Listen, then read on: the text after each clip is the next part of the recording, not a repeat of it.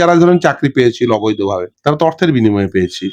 এদের আসলে এরা 20 লাখ 25 লাখ টাকা দিয়ে পেয়েছে বলে এদেরকে মাসে মাসে 20,000 25,000 দিচ্ছেন, যাতে যারা এই টাকাগুলো নিয়েছিলেন ওই 20 লাখ 25 লাখ তাদের পিঠ বাঁচে। আসলে এই সরকার আসলে যেটা করতে চাইছেন, যারা এই টাকাগুলো নিয়েছিলেন তাদের পিঠ বাঁচাতে চাইছেন, পিঠ বাঁচানোর স্কিম তৈরি করেছিলেন। এই পিঠ বাঁচানোর স্কিম তো আর চলতে পারে না। চোরেদের আপনি মাসে মাসে মাসোহারা দেবেন, আর সেটাকে মেনে নিতে হবে যারা বঞ্চিত ছিল, যারা বঞ্চিত হলো তাদেরকে, এটা তো আর হতে পারে না। আপনি যদি মানবিকতা বলছেন, আচ্ছা মানবিকতা কেন 31 লক্ষের জন্য নয়? কেন মানবিকতা? এই রাজ্যের সরকার তো জনগণের ট্যাক্সের টাকায় মানবিকতা দেখাচ্ছেন। তার জনগণের ট্যাক্সের টাকায় মানবিকতা দেখাতে গেলে সর্বপ্রথম ওই ফুটপাতে, কালীঘাটে ফুটপাতে যে পথ শিশুরা শুয়ে আছে তাদের জন্য মানবিকতা দেখান। বাংলা হান্টের আরো খবর দেখতে নজর রাখুন।